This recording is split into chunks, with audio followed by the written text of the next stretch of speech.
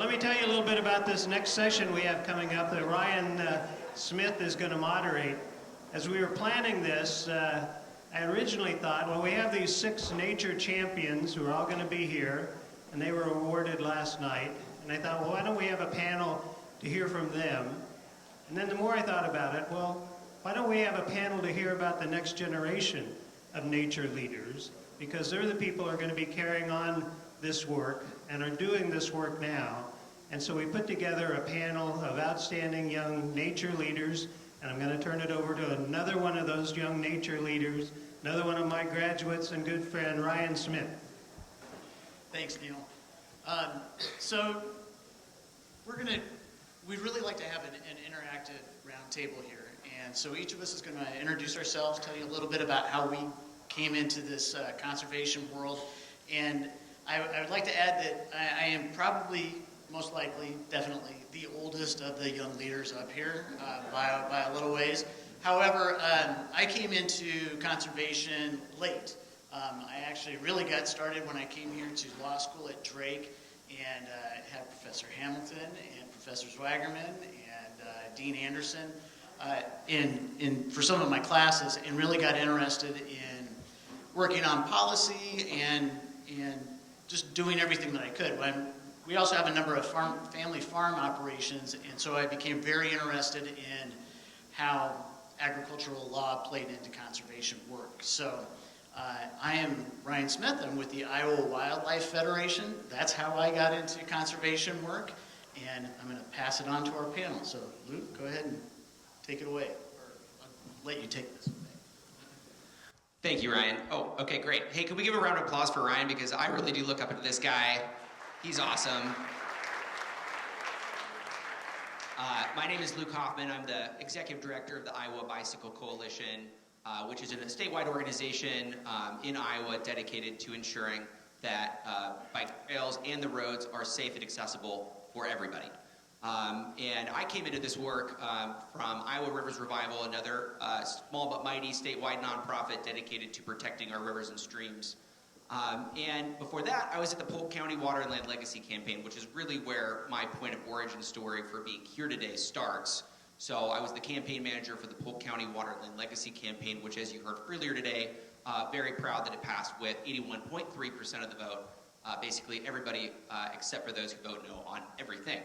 And we did that by building a broad-based coalition. And so I take that sort of thought process of being highly collaborative. I think as a value, collaboration is probably the thing that matters the most to me. And so how can we work with everyone and do it in a really smart and intelligent way that is as inclusive as possible, whether that's making sure that bike trails are inclusive, whether that's making sure that places like Easter Lake are held up as examples of accessibility for people of all backgrounds or abilities, no matter if you ride a recumbent bicycle or a regular bicycle, or whether you're on the water or whether you're on the trail. That's really important to me. And so collaboration is key, and I would say that's kind of part of my origin story, so to speak. But that's kind of the lineage of how I got here today. Hi again. I'm Emily Martin, Conservation Programs Coordinator for Iowa Natural Heritage Foundation. I think my journey to where I am today really started when I was a very curious child. I grew up going to the Okoboji Lakes every summer, and I started asking my parents a lot of questions, what's up with the water quality? Why is it so good here but not in Fort Dodge where we're from? Why is this lake deeper than the other one? And eventually they're like, we can't answer your questions. So they sent me on to Iowa State, where they answered some of my questions. And then I went on to graduate school at Iowa State, where I studied under Michelle Sapir and really focused in on water quality. As you heard me say last night, I really wanted to dedicate my life to solving Iowa's water quality issues, still working on it. And then after I graduated from Iowa State, INHF graciously gave me an internship as a grant writing intern under Lisa Hine sitting over there. And they loved me so much, they created a job that was built around my strengths, which I'm eternally grateful for. So I get to not only continue to write grants and bring in funding for conservation to Iowa, I also get to work on climate change, soil research, water research, which is a lot of fun and very fulfilling for me. My name is Anna Gray. I'm the Public Policy Director and Counsel at Iowa Natural Heritage Foundation. I grew up in Appanoose County, a southern Iowa farm kid. Went to Iowa State, studied ag business and economics with the full intent to go home and farm.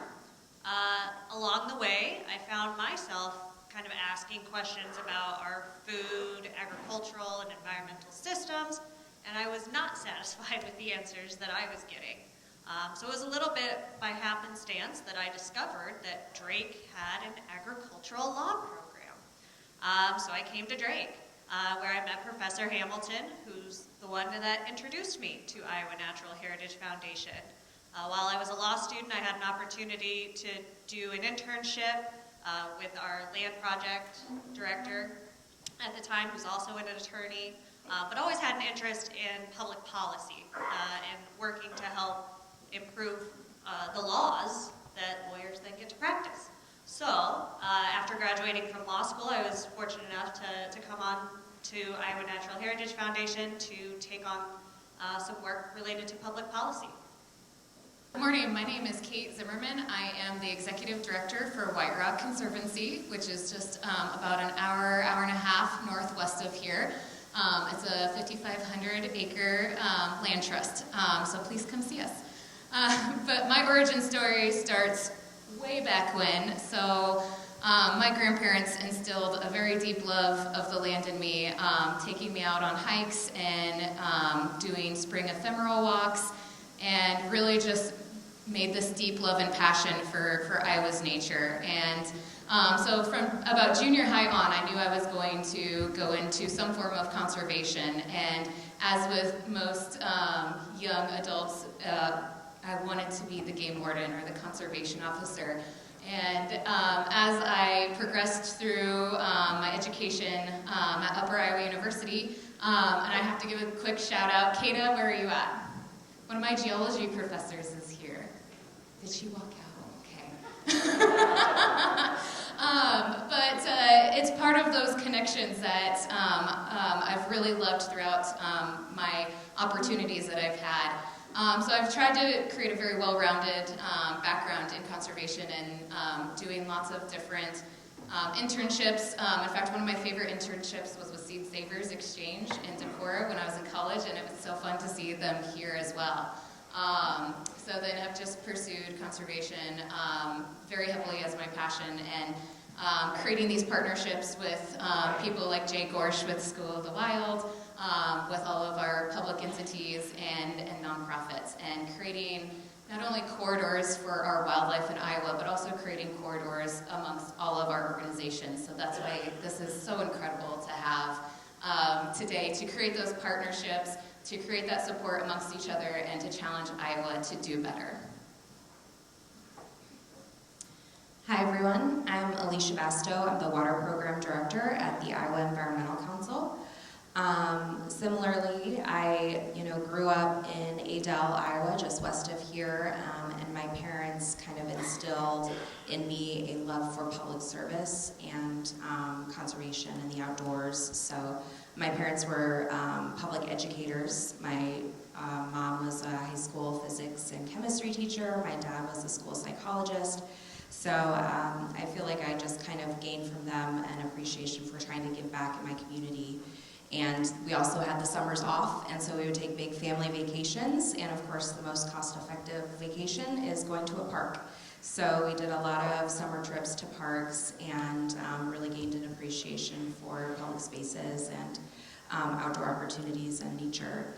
And when I was trying to figure out what I wanted to do when I went to college, I got very inspired by An Inconvenient Truth, Al Gore's movie, about climate change. And I was like, I have to do something. And so the environmental science field just kind of connected that public service and that interest in science for me. And so that's what I went into and got my undergraduate degree at the University of Notre Dame in environmental science. And then I went to grad school and got my master's from Duke University in environmental management. And so when I was there, I was equally interested in sustainable ag and park management. I also wanted to be a park ranger. And Duke didn't have a lot of sustainable ag classes, so I ended up taking a lot of forestry classes and focused more on the land management and conservation side of things. And after I graduated, I worked for the Land Trust for Central North Carolina and was doing land stewardship and then turned more towards operations. And then I finally got to move back to Iowa when I got a job with the Iowa Conservation Education Coalition. So I did the boomerang thing and came back here in about 2017 and worked in that position for a couple of years, and then luckily enough got hired on with the Iowa Environmental Council. And so I feel very fortunate that IEC has given me a lot of opportunities, because I first started as a water policy and advocacy specialist, and got promoted a couple of times, and am now the water program director there, and I'll be coming up on 5 years with IEC. So yeah, just really grateful to be able to do the work that I do and work with many of the folks here in the room. Thanks. Hi, thank you all. My name is Jess Mazur. I'm the Conservation Program Coordinator with the Sierra Club Iowa chapter, and I've been working there for about 3 years, but I've been doing activism, conservation, environmental work for about a decade now here in the state. I grew up here, lifelong Iowan. I went to Iowa State University, and I actually found my way into conservation and environmental and activism accidentally through the Occupy movement back in 2011, I think it was. I accidentally went there to take pictures of people who were getting arrested and came out as a full-fledged activist and organizer. So that's what brought me here today, but that's kind of the crux of what I believe in is organized. And I think that we have to bring all different aspects of campaigns to the table, so that way there's a role for everyone, we can build coalitions, and we can't do any of the work if we aren't organizing people around it. So I really like to make sure that organizing is a central focus in everything that I do. Thanks, everybody.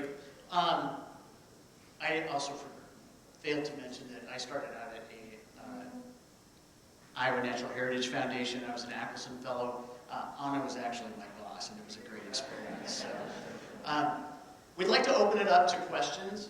One of the things that I'll start off, I would like to know a little bit more about, each of us has a unique way that we came into conservation, but how do you see reaching out to young people who are not necessarily involved in conservation efforts or advocacy, and how do we bring those folks in? I would just start with the concept of leadership and thinking about how leadership is developed in people. And so I think the thing that's really important for me to impress upon everybody here is that leadership is learned. It is not something that's innate or something that's in our DNA. It's something that is learned. It's an attribute that can be developed over time in people, whether you're a young person or whether you're not a young person. And so for young leaders who we want to reach out to who maybe are not engaged in the work, I think it's important that we think about leadership as something that is highly visual. And in the learning process of developing new leaders to demonstrate through practice the leadership that we think other people should be doing. So leading by example, to summarize that. I think that's really significant when working with young leaders. If you want to develop somebody who is highly cultivated and really has a strong skill set, and you want to engage them in the work, show them what that looks like. Yeah, to build on that, give people a shot. I'm looking at a lot of people who are furthering their career in this room. Invite the young people into your conversations, bring them into your committees, let them lead something. Even if they need to learn how to do it and they may fail, let them fail, and then help them work through that failure. I'm looking at people right in front of me who've given me that chance. Susan Judkins sitting up here, Lisa, who I mentioned earlier, Joe McGovern, wherever he went to, several people standing in this room who gave me a shot and watched me work through something and guided me and helped me become that leader. So I'm saying take somebody who's young, be their mentor, give them a shot. Yeah, I would say also help make connections too. I'm always happy to have a student job shadow or get them involved in any way. I know Emily just very recently was at a local school fair and getting in front of folks. So we're always happy to be on panels and things. So thank you, Professor Hamilton, for letting us have this opportunity. So introduce them to us, and we're happy to help continue to make those connections. I agree, 100%. Outreach and education. I've been doing environmental ed for 15 years, and and pulling people into the love of why you're doing what you're doing and showing them your passion and helping spread that passion to them and bringing their love of whatever section of conservation that they really want to work towards out in them. So. Yeah, I agree. Mentorship is hugely important. I just feel extremely grateful to the people who have given me a chance over the course of my career and allowed me to try new things and grow skills and take leadership in different areas at different times. Another thing that I've been thinking about more recently is about intersectionality between issues. I think, there's a lot of concerns out in the world, and our young people especially are feeling the weight of that with climate change and various other social justice issues. And so I'm trying to think more and more about how to package, environmental concerns and climate change concerns with other issue areas to try to broaden the base of folks that we're reaching and talk about how these issues are not isolated. And I think that people really respond to that because they don't see these things affecting them in isolation. They are impacted by the way that the economy is moving and how that has impacts on the environment as well as their personal opportunities. So I think maybe trying to reframe the ways in which we talk about conservation and nature where it's not. And I think that this conference is an example of talking about nature in terms of these different sectors, but then how do we kind of pull that all together and try to make a coherent and cohesive vision for the future that really attracts people and gets them involved. So over the past 10 years of organizing, one of the things that I've really learned is that it's very rare that people just come to you and say, hey, I'm interested, let's get to work. You have to find them. And so I think that's one of the things that we really need to focus on is different ways that we can reach out to people. And we all have our structured organizing campaigns where we know exactly what it is we're fighting for, make our phone calls, invite people to events, and that's really good. But the other thing I've learned in the last 10 years is every once in a while, something happens that is different than what we normally work on, and I call them like movement moments. They're moments where there's this natural energy that's created, and we have to take advantage of those. So we have to be able to be nimble to kind of step away sometimes from what, we had this one-year plan, we can't stray from it or anything, but we have to take advantage of those movement moments because that's when I've seen new people come to the table to participate, young people, people who've never been involved before, because there's this natural energy and they're looking for something to get involved in. And a lot of times it's in their self-interest when those movement moments happen. And that's another thing I've identified is if we work on things where someone can really say, like, if this doesn't happen, I will be harmed, or my family will be harmed, or this thing that I love will be harmed, there's a much bigger motivation to get involved. So if we can take those our structured campaigns but be nimble looking for those movement moments, and then meet all of these new people, and not just transactionally, not just saying donate, come to this event, but build like relationships with these people. That's how we can build coalitions, how we can bring new people to the table, and then, like everyone else has mentioned, giving them a role, getting them involved. But the biggest thing I really would take away is these movement moments. We have to look out for them, and we've seen them with with Black Lives Matter. We've seen them with water quality in Iowa. We've seen them with the Prestige Slaughterhouse, and we're seeing it now with the carbon pipelines. So there are sometimes these moments that we cannot pass up, and we have to be willing to be nimble, because that's where we meet the new people that we need to bring into our work and keep them there for a long time. I just wanted to comment on what Alicia shared with that feeling of young people being overwhelmed. I have kids that are in their 20s, and they are overwhelmed with everything that's happening in the world. And so I would like to impress on everyone, take a little time just to even say hi to somebody who's young. And my kids will come in and say, hey, I ran into this old guy at the grocery store and started talking to him, and they don't think that happens. So it's one of those things like just be kind, find out what they're doing. All right, let's open it up to some questions from the audience. Jess, could you speak specifically about working with very conservative farmers in northwest Iowa on the pipeline issue that you've been able to build a relationship, maybe soften them up on some other issues? I don't know, just talk about that. Yeah, thank you. So if any of you have been following the carbon pipeline fight here in Iowa, we have built a coalition of like truly unlikely allies. I have never talked to so many people in my life that I probably have very little that I agree with, but it's okay, and we found something that we do have in common. And so from the beginning with this carbon pipeline fight, we knew because of the Dakota Access Pipeline that we had to do this differently. We really needed to get landowners on our side or we're going to lose it again. And those landowners tend to be more conservative Republicans in rural areas across the state, which is not the easiest base that we've ever captured in our environmental movement. But what we focused on was finding, so what is it, what are the reasons we're against them? And we found 5 reasons, and they're, reasons like misuse of public money, eminent domain, land destruction, safety, and climate change. And we, up front, from the beginning, told everyone, you don't have to agree with all of these 5 reasons. But I'm sure there's a couple here that you do, and that's our power. Our power is that we're not all the same, and that we can, we can influence different kinds of people, and we all need to understand each other's arguments. And just that initial upfront openness, saying like, we aren't here because we all agree, but what we know is that we love our communities, our families, and our land. And if we can start there, anything's possible. And then it was just a lot of, we did things differently in organizing than I think we traditionally do. Like, we didn't ask for a lot. Normally when we're with our organizations, we ask for memberships and we ask for all of these things. It was more of, okay, this is a hard base to meet, so let's offer assistance. And so it's been, offering weekly meetings, information, phone calls, support to actually build those relationships.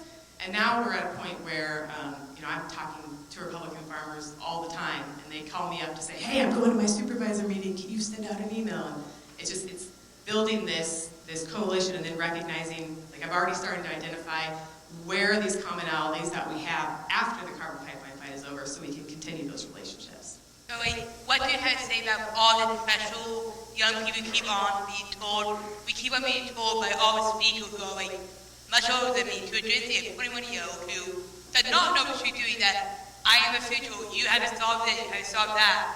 How do you feel about this continuous pressure on all generations? Anybody want to tackle why there's so much pressure on young folks to know what they want to do and how you came about getting to where you are now?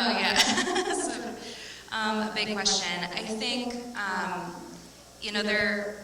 what I kind of see is that there are 2 ways to respond, right? There's, getting very kind of down and feeling hopeless about the situation of the world and being like, well, I can't do anything about it, so I'm just going to give up and let me just live my life to the best of my ability and have a great time, and that's all I can hope for. And then there are people who get really fired up, and like that sense of urgency is compelling to them and motivates them. And I think, for a lot of the people that we try to reach out to, it's more of those folks who are like, we need to do everything that we can to make this situation not as bad as it could possibly be, being realistic and understanding that climate change is happening, but can we prevent the worst outcomes by doing certain things? So I think, it's harder to reach the people that are just, become overwhelmed and then can't find a way to move forward. But then there are lots of folks that are very passionate and ready to take that as energy and move forward with it. And I think that when we see more of those folks do those things, it can bring more of those other folks along with them to also get inspired and feel like, I can do something. I'm seeing action being taken, and it is motivating to me. That's all I can really say about it, I guess. Like, the pressure is very hard to deal with, but we try to take that as motivation. I think one thing, speaking to the pressure that young people feel, one thing I've had to learn is to kind of check my ego a bit, right? And when I came into this role, I was super excited, gung-ho, ready to I'm going to fund I Will, and I'm going to do all these things, as if others before me had not been trying to do it for years. And so what I've really had to learn is to pace myself, trust folks like you are doing what you're doing, and we'll get there, but it's a slow and steady process. So hopefully, that maybe takes a little bit of the pressure off a bit. And the other thing I was going to say in terms of like figuring out exactly what you want to do or what your role is, as my 80-year-old grandfather still tells me, I still don't know what I want to be when I grow up. So I still don't know exactly what my role is. So, you know, it's okay if you don't know exactly what you're going to do, but do something and start there, and know that it's a long-term thing. Because worst case scenario is you burn yourself out within the first 5-10 years in your career. And we need folks in this field for the long haul.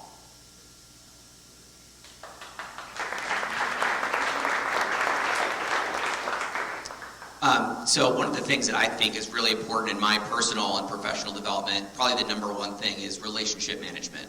And that's a skill set that has to be cultivated over a long period of time. It's something that has to be continuously worked on, whether you're a young professional or whether you're somebody who's a seasoned professional.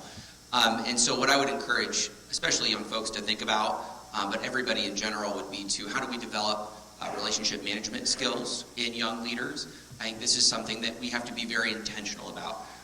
For people who have been doing this for years and years and years, it can come secondhand, and we can forget that there were really important inflection points in the progression of our own careers where we made mistakes, we learned from those mistakes, and we applied what we learned to the next scenario that we encountered, right? And so for young leaders, I think it's especially important, I think this was mentioned earlier, to give space for failure and for providing mentorship and guidance on how to go forward and not fixate on that failure, but apply the lessons that are learned. And that all comes back to relationship management, whether it's relationship management with the general public from a community engagement perspective, or whether it's a relationship management with your own self and how you go about resolving those issues as you encounter them. And so I think when you're thinking about the issue of pressure and feeling pressured, I think that comes back to relationship management and how do we navigate that feeling so that we can overcome it and come out stronger in the end. And I would add to what Luke was saying is that if we're going to do that, ask a lot of questions. Don't be afraid to ask questions. And also, when you're trying things, don't be afraid to move on. Like, try something out. If it isn't the right fit, keep going and ask more questions so you figure out what it is you want to do and what you're passionate about. We've got a question over here in the row over there. Thank you for your brilliant thinking and compassion. We're all advocates for getting out in nature, and I'm just very curious about being very mindful about how we do that with development in our own individual respect toward nature. So I'm wondering, with all your great minds, how you would respond to this. More frequent outbreaks of emerging diseases will occur due to our destruction of nature. Wild animals are forced closer to people and livestock, giving viruses opportunities to thrive. How we interact with our natural world is crucial for examination and change. Thank you. I'm going to reframe the question just a little bit, if I could take that liberty. So I think one of the things that's important to think about when thinking about young leaders is they are already the most mobilized and engaged generation in the history of the entire human race, right? The largest mobilization of people on this planet is around climate action. Think about Greta Thunberg for a moment, right? So young people are already some of the most engaged and activated generational populations in the history of mankind. And so in thinking about this, I think it's important to realize that young people are already doing a lot of work. And how can we support them in the work that they are doing? Young people are totally aware of this. They're aware of, what was mentioned in the question, right? Disease caused by, human-caused climate change. That's something that young people are significantly aware of. Like, we feel that in our day-to-day life. And so I think the question should be more about how do we support young leaders in the work that we're doing, because they are so aware and on the hook for actions that are or are not taken. That's a good answer. I'll add a little bit to that. I think about how aware young people and really everybody is about climate change. We're more aware than we ever have been of each individual issue, and we're getting more people who are more specialized to do that work. And I'm grateful that there are people who are already working on that kind of epidemiology of those diseases spreading. Think about how quickly the vaccine came together when COVID first broke out. That was a record that was set. We did that. So, we are equipped and we are working on it. People are in that career, and I'm grateful for them, and yeah, continue to go into that field. Thank you again for being here and being such wonderful examples. In my own life and in the circle of environmental action, grief, climate grief specifically, is one of the issues that we are all confronting, but frequently not talking about. And I'm wondering, for young leaders, is grief, climate grief, something that you recognize? And how can we as older leaders and you as young leaders meet on the topic of climate grief and help each other navigate that in order to be able to stay engaged and constructive on these issues? Thanks so much. That's a tough question. Yeah, that's a question I get a lot, is how do you stay positive when facing an issue that's so large? And climate grief, climate anxiety certainly are real issues that are more in the public eye. And I know earlier this year I was at a climate change conference in St. Louis, the Midwest Climate Network put that on. There is an organization based out of Kansas City that is addressing that exact question, and they're hoping to work nationwide called the Climate Resilient Activist, where they talk about that. So there are groups already forming. And last night I was talking to Irene about starting a support group of people who work on climate change and these issues. There she is. So if that's something you're interested in, come find me afterward, because I certainly think we could benefit from building more networks of people who are doing this work, who can have those open and honest conversations about mental health. So this was a topic that we actually kind of talked about as a staff last year. We had a woman come and facilitate a session for us, and it was called a truth mandala, and I can't remember exactly the setup of it, but if you're interested in it, ask me later. But there are basically 4 different emotions that were laid out on the table, like you're feeling angry, you're feeling sad, you're feeling empty, and I can't remember what the other one was, but we just kind of took turns, moving to the center of the room and picking up the piece. It was like a stick for anger, and like just expressing that anger to each other, and just having like a very open and understanding feeling in the room that we all can recognize these feelings and express them in a safe area and feel supported by each other and knowing that we're not alone. And I think, that exercise was kind of the first chance for me to really think about those things and process that. And I hadn't really been in a setting like that before where I could do that.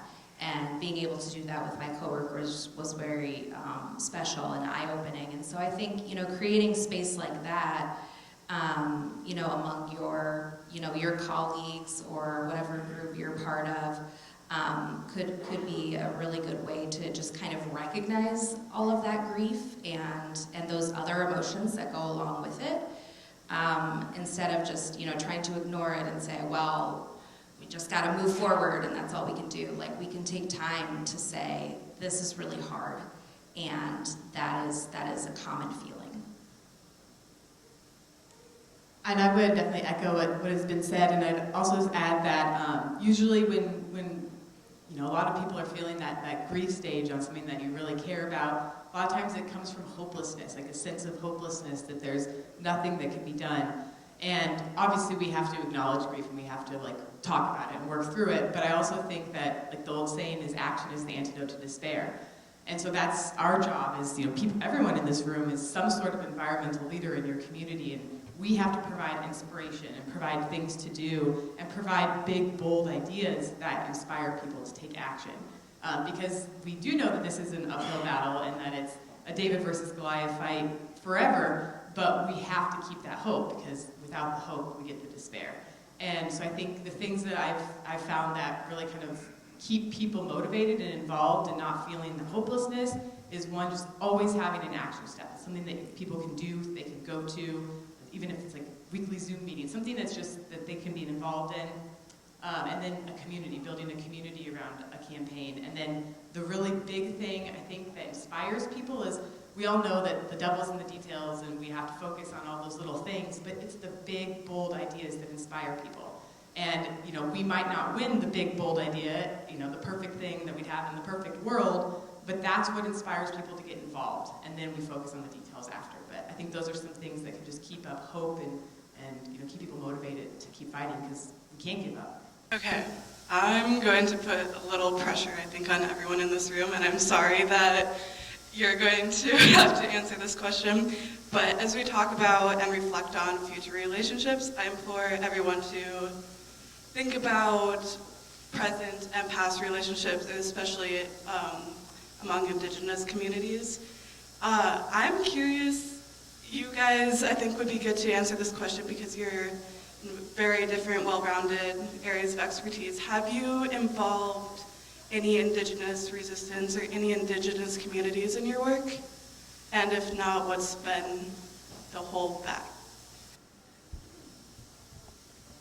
I would just say thank you so much for asking that question, and the short answer is no, but we should. Yeah, working on a land trust, that is something that we are very aware of and always talking about. I mean, we have a DEIJA committee that I lead where we're constantly talking, which stands for diversity, equity, inclusion, justice, and accessibility, all equally important. Yeah, it's an ongoing conversation, and I think to pretend that we have the answers right now would be wrong. So if you want to be part of that conversation and where it goes, please let me know, but also engaging the right communities is key. So I'm just going to add a little bit from some of the things I've learned from some of my colleagues in terms of those relationship building is that they take time, and all relationships take time, but those in particular, because they're so sensitive to be authentic, take decades even. And so I know that's kind of one of the stages is that we are at. I'm trying to remember the quote you guys brought back from Rally. It was something about change, you know, at the speed of trust. And so building that trust in an authentic way is really the point I think we're still at. Short answer for us is no. I'm going to echo Luke on that. We have a lot of work to do, but I'm really excited to be involved in something that Alicia can talk about a little bit more. Yeah, so our organization has been reaching out to Indigenous groups and advocates and trying to, you know, understand more of their perspective and where we are aligned and where we can lift up those voices. We have had conversations with the Meskwaki. Great Plains Action Society is an organization that does a lot of amazing work, and we've been working really actively with them. More actually on our energy side of things. They've been involved in our Clean Up Mid-Am campaign to try to close the coal plants. But I think, you know, raising up those Indigenous perspectives is super important, and that's something that we definitely want to continue to do. We are also starting a anti-racism cohort. Myself, Center for Rural Affairs, and the Regenerative Ag Foundation have started planning an anti-racism cohort for white-led groups to come together and learn about these different issues, and Kate is going to be involved in, you know, and try to hear more from Indigenous perspectives and other people of color, and try to understand how we can implement anti-racism and environmental justice into the core of our work. My answer is probably similar to a lot of others. It's probably just not enough, but there are some relationships that we've built over specific campaigns where, you know, it's in our self-interest to stop them. Usually it's around pipeline fights, but with like Dakota Access Pipeline, you know, a huge coalition was formed. And there's some of those relationships, they're still existent today, and they've kind of shown up a little bit in the carbon pipeline fight with like Winnebago Tribe of Nebraska has weighed in and submitted objections on the docket. But like others have said, there's probably a lot more that we can and should be doing. So Iowa Wildlife Federation just became certified as a DEI organization, and we are working with the National Wildlife Federation. We're an affiliate with some of our other affiliates, state affiliates, to work specifically with indigenous tribes. And the first part of that, like Anna said, is make sure that that relationship is authentic. And that's one of the things that we have to learn how to do better. So it's really just a matter of starting that relationship and being brave enough to do it.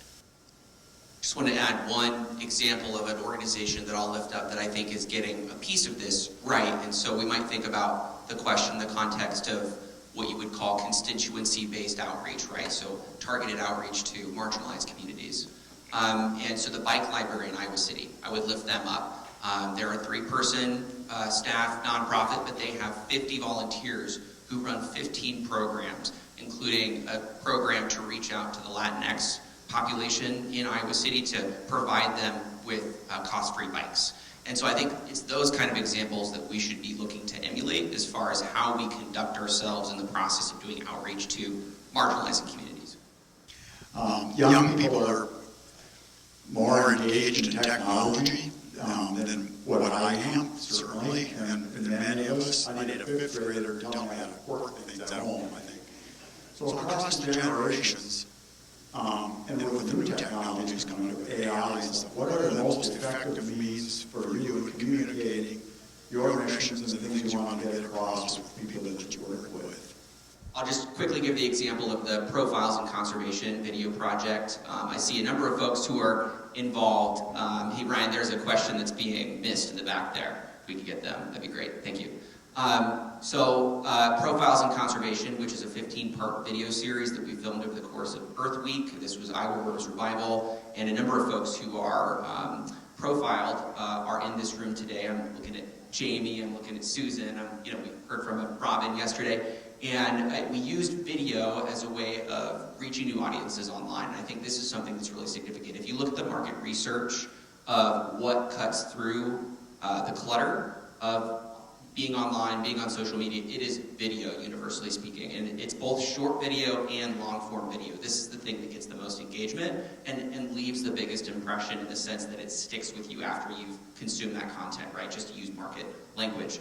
And so in thinking about how we get our message communicated in new ways with new technologies, doing a video series like that was a way for us to communicate. And I'm excited to report that we've released 4 videos of that 15-part series, and nationwide it has been seen by over 1 million people. We're talking about people from San Francisco to New York, right? And so we're pushing that message of conservation best practices and telling a persuasive story about why we should care about water and water quality and everything around it. So I would emphasize video, and I would emphasize the importance of digital ads.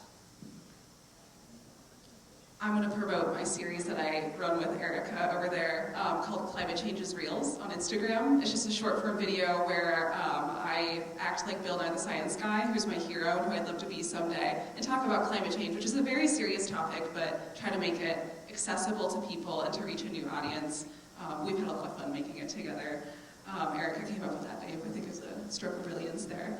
I also just want to do a quick poll. How many people here use TikTok, whether you upload videos or scroll TikTok?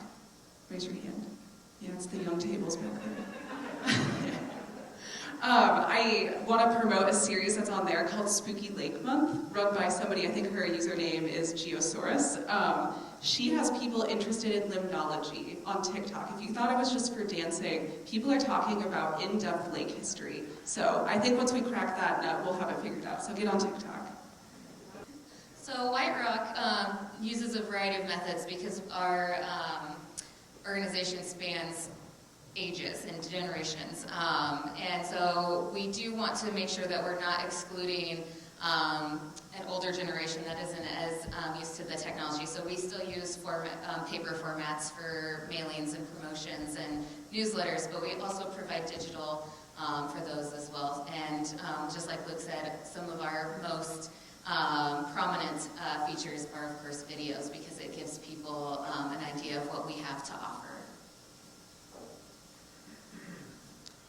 So we've definitely had to tackle this big barrier of technology on this carbon pipeline fight over the last 2 years, because we have people of all ages from literally every corner of the state with different abilities on technology. So we've done a number of things. And the one thing, like Zoom seems scary for the first time for a lot of people, but sometimes we just have to learn on our end. We got to make it easier. I know there's, always nerves about people coming and Zoom bombing, and if that's happened to you, I'm sure you have lots of security on your Zoom.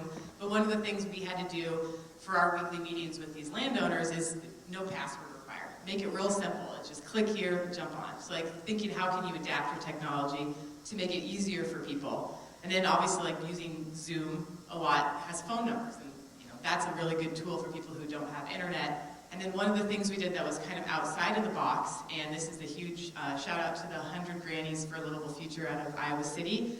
We have a huge group of landowners fighting the pipeline who don't have internet at all. So those options, and just there's no way they're going to get on a Zoom meeting even if they use a phone.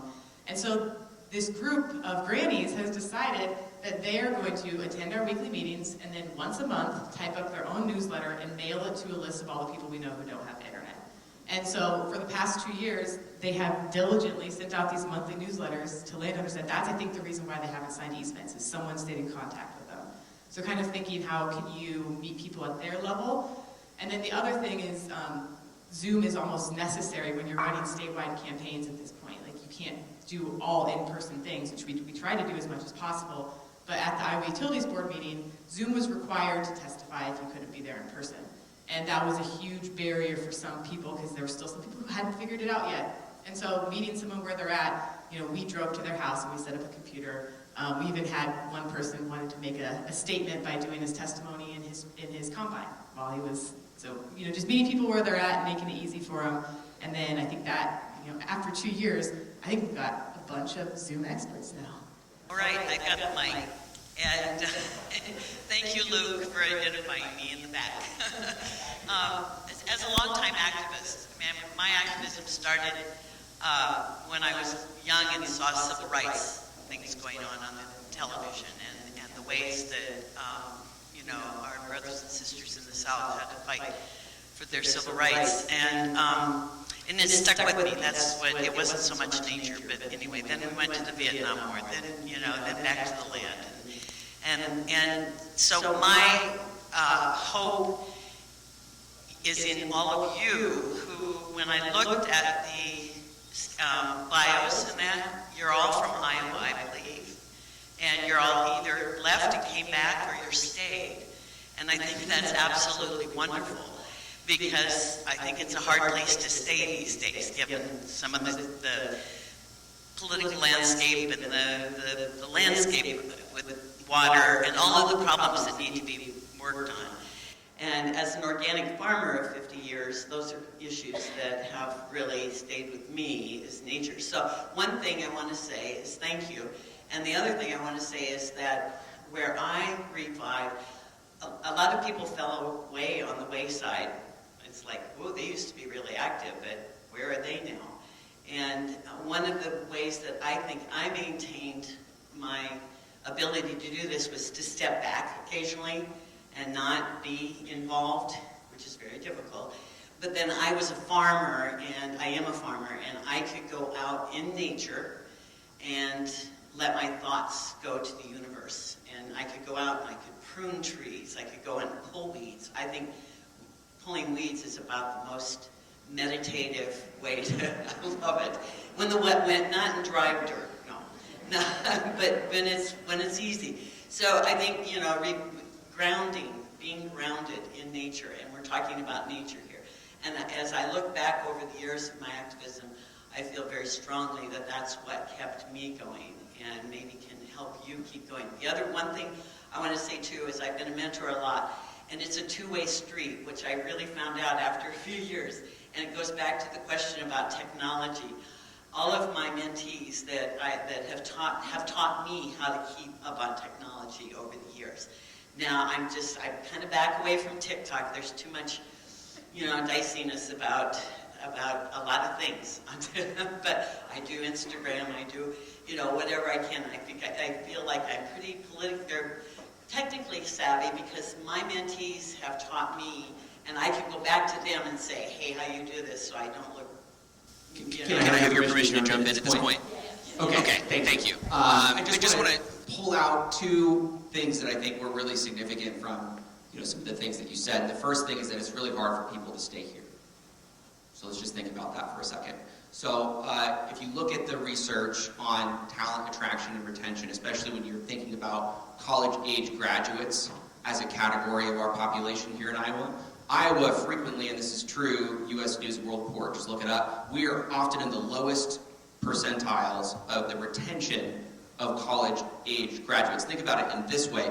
We are one of the #1 exporters of educated talent. We produce some of the most educated people in the entire country, and then we let them leave.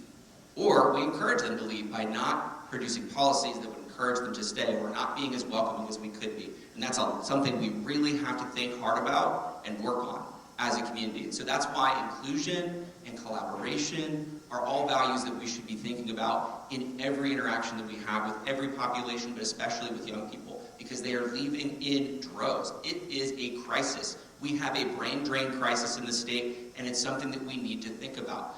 Okay, so what are we doing as a community to work on those issues? So one of the things that I like to think about is, when we're talking about mentorship, and we're talking about people staying in the state, we need to be doing more than just saying, well, I'm willing to be a mentor, but maybe you don't have time. We need to go proactively and say, hey, this person deserves a champion.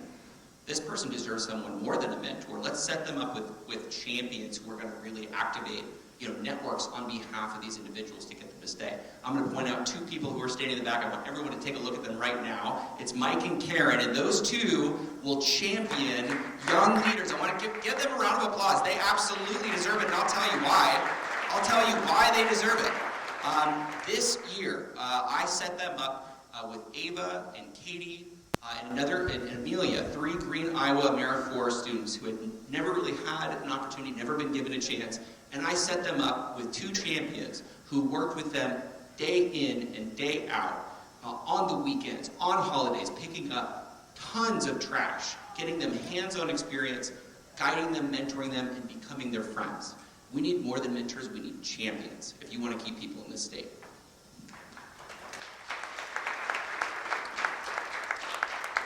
So every summer I get to hire 1 intern, and I always get more applicants than I do people I can hire. I wish I could hire them all. I want to keep you all in Iowa, and I want to keep you doing this work, and I want to inspire you. But I put an offer out to every single person I interview or interact with that they should stay in touch with me. I'm saying this to all the young people. I'm looking at you, I see you. Network with somebody here, reach out to people, just email somebody. I bet anybody in this room would be happy to get an email saying, just tell me what you do. Connect me to somebody else. I'm looking for an internship here. I can guarantee you'll get an internship and you'll find another reason to fall in love with Iowa. So I put that challenge out to you to reach out to somebody, and also everybody else in this room. Make sure you stop and talk to them and find a young person in your life who is looking for an internship or a reason to stay in Iowa, because that's how we keep people here. I just want to make sure I don't let this opportunity pass without plugging the Appleson Fellowship. Again, Ryan and I were both Appleson Fellows, and IMHF is actually now looking for our 2024 Appleson Fellow to help work with me throughout the legislative session. So if you're interested, please go to imhf.org and take a look at that job description. As I listen to you all introduce yourselves, you all come from science backgrounds, be they social sciences, ag sciences, biological sciences.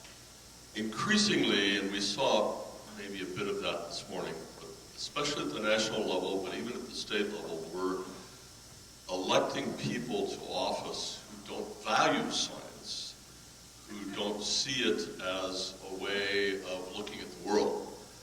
How do you see that changing? And I'll ask Anna to answer this first. How do you see that changing, and what are the ways to change that through the next generation of legislators? That's a great question. I do think my generation does view science a little more objectively as a science. So I think some of that will just come with time. However, the social science aspect, I think, will continue to play out in politics. And so we heard from some of our panelists this morning, right? Like what is going to move them, make them care? And that's that personal connection. Now the science backs that up, right? but it still has to come from, you know, do we make decisions always with our head, or are we making decisions with our heart and our guts? And I think a lot of times, some actual scientists, I'm not an actual scientist, we make decisions, you know, we lead with our gut or our hearts and not always with our heads. And I don't know if it's in our human nature for that not to always be the case. I'm going to hand the mic to an actual The pressure. I think what I'm seeing is among younger scientists, the importance of being able to communicate well. You know, not just spout scientific facts at people, because that's not really engaging, but finding different ways to reach people with those facts and make it matter to them. Reach them where they are. Bring the science to people. That's what I see more of an emphasis in our universities in Iowa, which is fantastic. One of the things that we're experiencing on this, sorry I keep using the carbon pipeline fight, but I'm 2 years in and it's still many years to come, so it's about all I talk about. But we're dealing with a lot of people who fit that very description of people who don't believe in science and, you know, don't believe in media. Like at the beginning of this, didn't even want to talk to reporters because it was all fake news. But we kind of like how we're talking about like relationships versus like transactional relationships. By building those relationships, you can connect to like the value system. And when you connect to that value system, you just open to a little bit different ideas. And so we did that definitely based on what we believe in, what we want, but then we have to back it up. And so we back it up with the science, and that actually really helps people because right now we need to pass ordinances, for example. Well, what do they say when they're trying to talk to their supervisors to pass these ordinances? And that's where we can bring in a study and we can talk about who funded it, what's in it, what's the purpose of it, and then when the pipeline companies release a study, who funded it, what's that? Getting them to think about what it is they're reading and who put it out and why it's important and how we use that, I think really, really helps. Here's another like just really good example of this. So science behind wind and solar. We all know that is the most efficient, best thing that we should be investing in across the state and across the country if we want to take any sort of chance at solving climate change. But with these landowners, that's not at all what they believe in. They've had this preconceived notion that this is bad. And so we compare it. So we have a pipeline company taking your land through eminent domain, a one-time payment that's not even a fair value for your land. Well, you have these wind and solar offers. They pay annually. There's no eminent domain. You get to say no. And then all of a sudden they're open to an idea, and then you can talk to them about it. And then we just had a new study come out about how CCS is the most efficient way to solve climate change. And digging into that, and it's transformational when what you're trying to tell them is applicable to what they're working on. And so I think that's been really critical for this fight. I think, how do I phrase this? So, you know, when I grew up, in the 90s and 2000s, like I was learning about climate change in school, and it was not a subject of debate. It was scientific, you know, evidentiary fact. And, you know, it wasn't until I got to college when I started to hear about how there was some kind of controversy. And so I think, you know, my answer for how do we increase science, you know, perception in elected officials or the public body is to support public education and defend science literacy as a foundation in public education.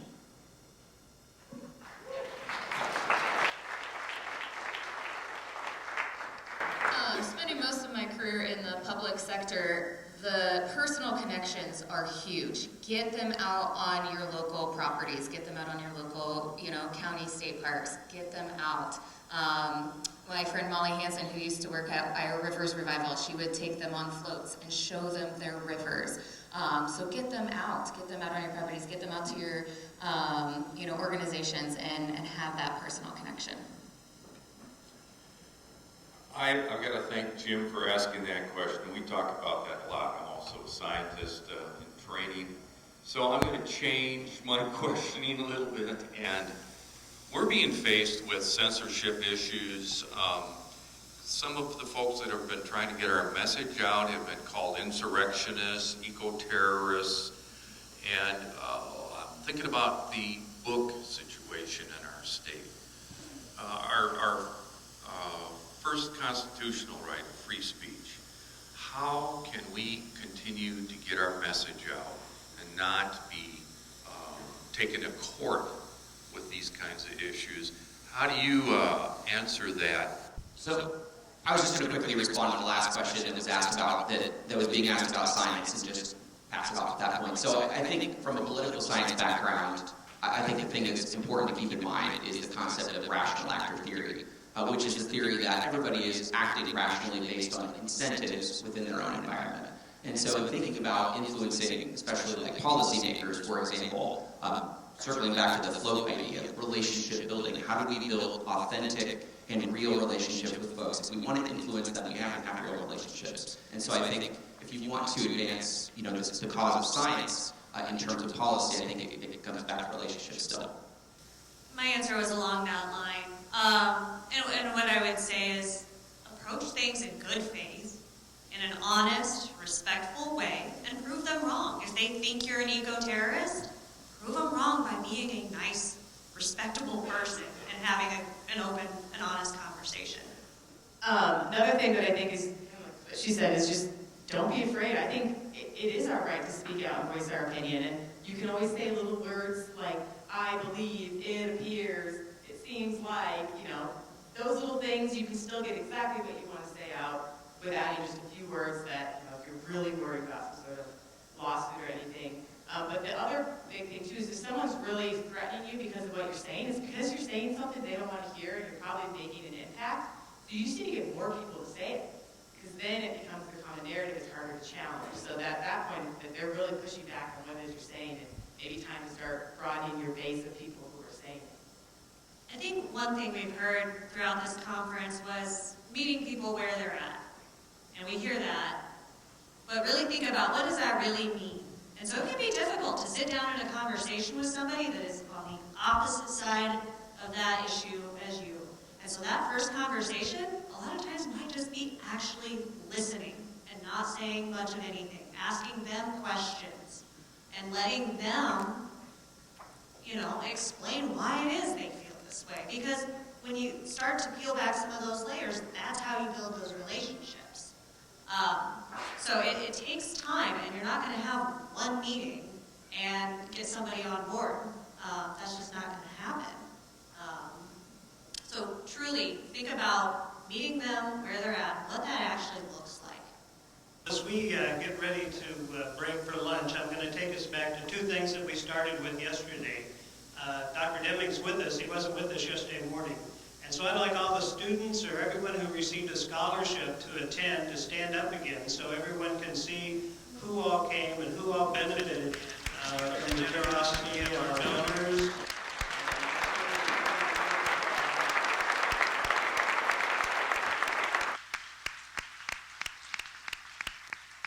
So Dick, this is some of the future of these issues. And as I said yesterday morning when we started, this idea, the idea of a nature summit, was one of the ideas that appears in the River Nose.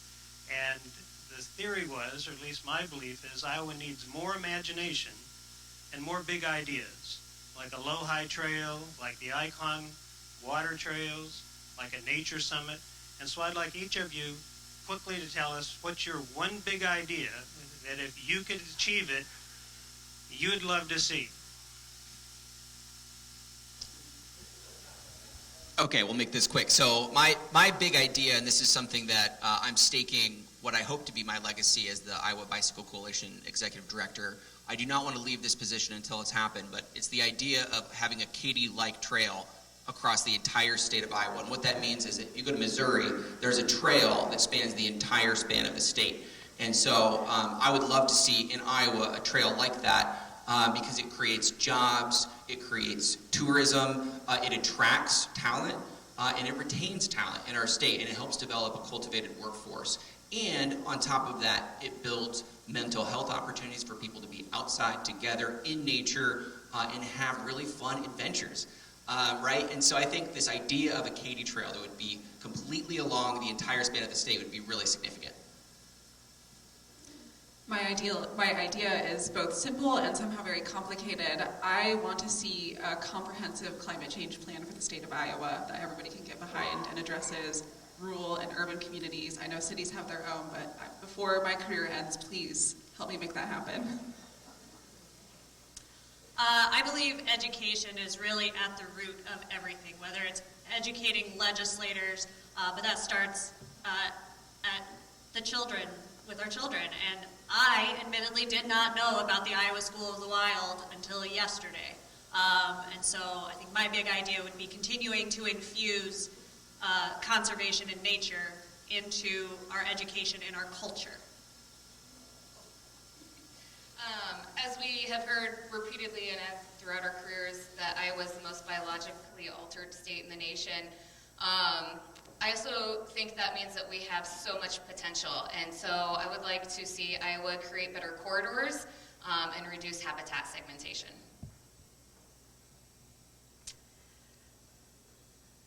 This is hard.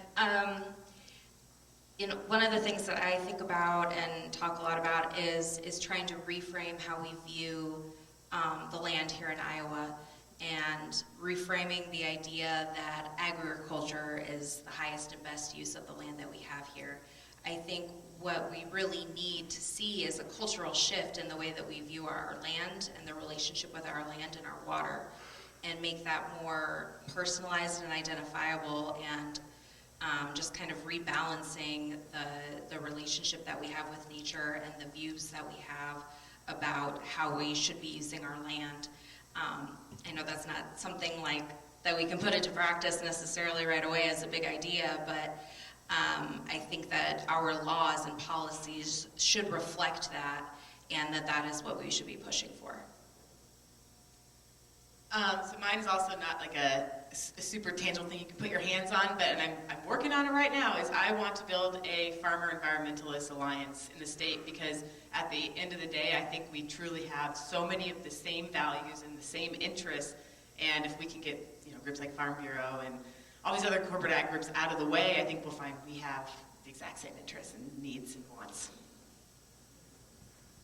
So being one of the few scientists up here, my background's actually in music, and so my big idea is I think we need to have a very large, very visible, integrated festival type thing that helps people who are not part of this group become part of this group. Learn about all of the ideas that we've talked about this weekend, and really take it to the public and get them on board. Because once we're able to do that, we'll be able to pass things like I Will, and we'll be able to help people understand why we need to have better agricultural purposes or practices, and how we need to be stewards of nature in our state. So I would like to address the young folks in the room. Do any of you have any questions that you'd like to ask? Okay, great. Hi, I just want to first off say that I'm really grateful for the amount of different ages we have in this room and how passionate we all have about conservation. But when I go back to my hometown, I guess some of the older people are not as thrilled with conservation as they are in this room.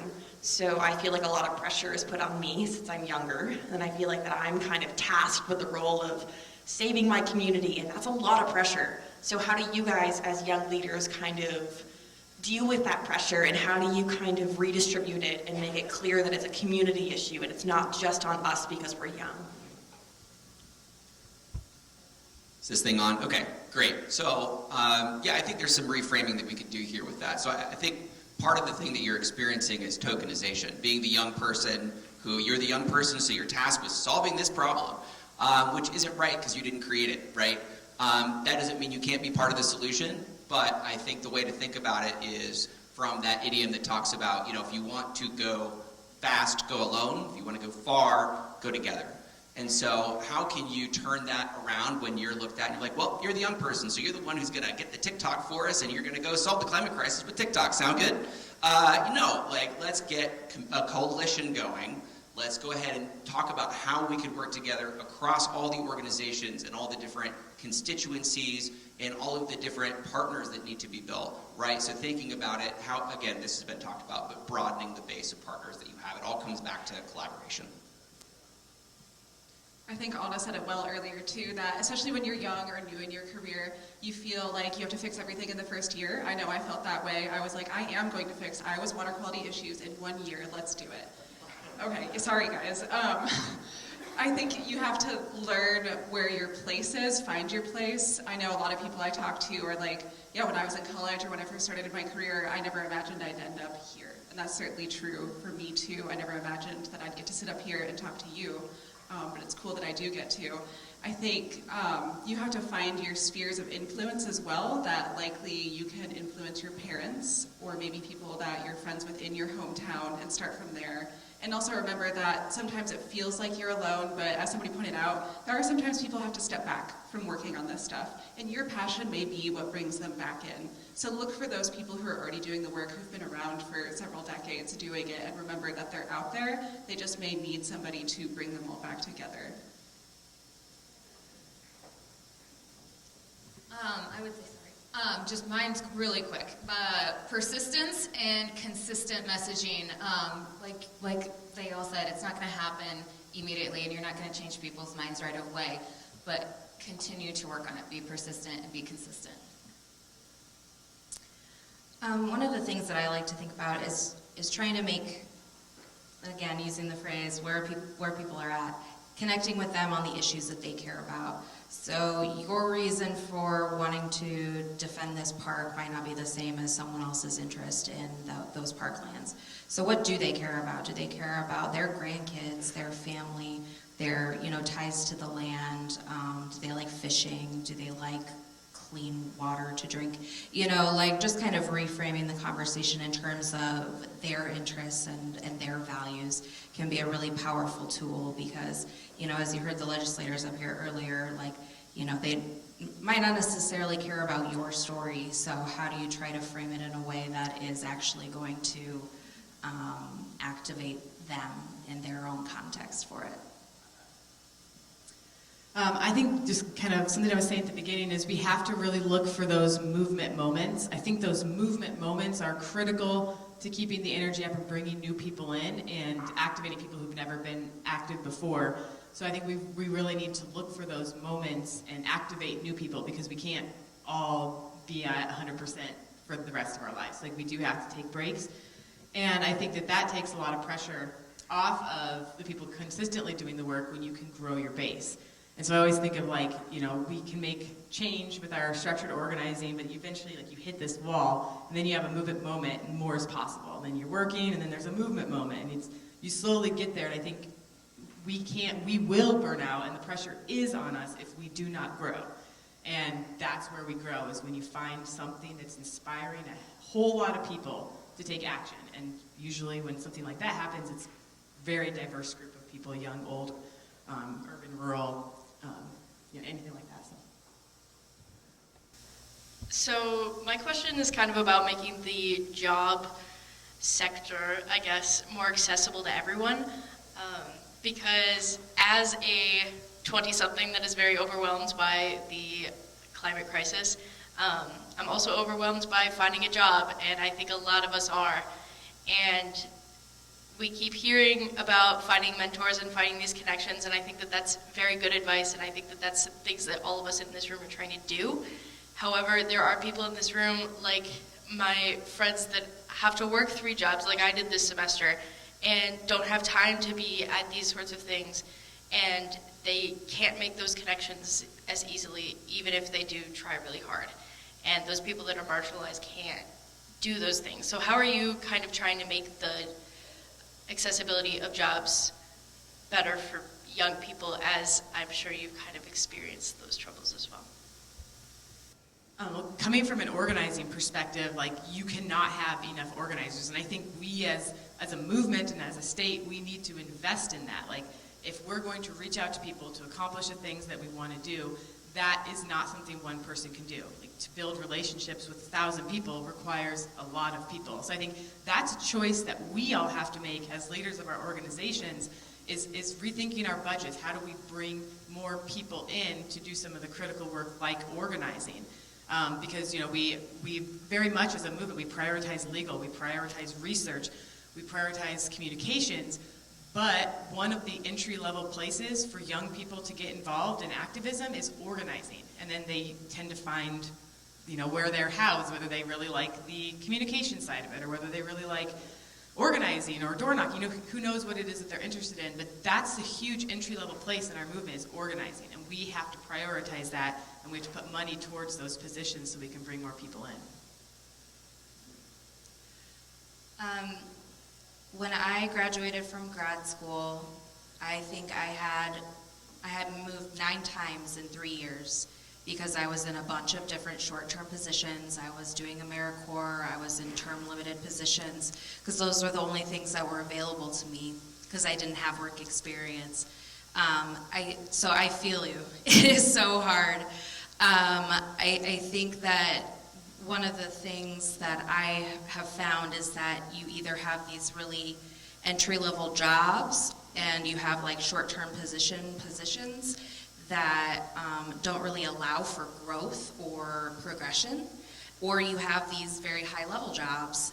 And you know, when I first moved back to Iowa, my job with the Iowa Conservation Education Coalition, it's a mouthful, I was the executive director. And so it was like I could either work like a very like short-term position, or I could get an executive director position and be paid barely anything to do it. But I think that, you know, one of the things that I would encourage all of us to do is try to, you know, in those of us in organizations where we can create this kind of change, try to create ladders of progression for people so that they can move up and advance and gain professional skills, and they have opportunity to stay in the field and stay with an organization. Like, I've been very lucky with my position to have been promoted a couple of times, and I actually feel like there's a chance for me to progress and advance my own personal and professional career, where that's not an opportunity in a lot of organizations. And so, yeah, one of the commitments that we have made is to pay our interns. We used to have a lot of unpaid interns because, you know, we're a nonprofit, our budget is small.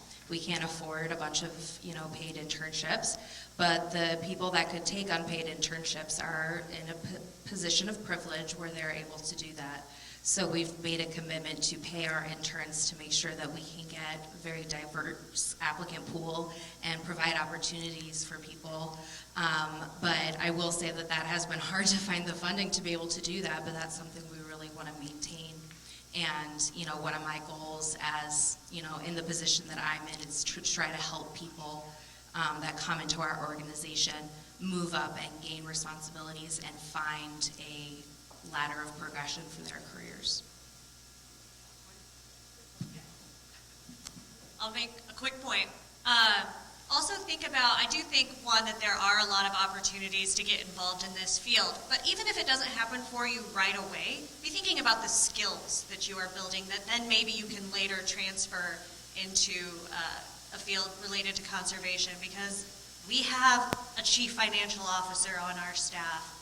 We have people, you know, that are very good at HR, and so there's a lot of different ways that you can support this work that may not be your traditional conservation. So that's just the point I wanted to make. And I would just add to that, think about the skills that you already have. If you're good at social media, if you're good with database management, if there's some little piece of skill set that you have that you think you might be able to offer to a conservation group, talk to them about it and see if you can find a place that fits.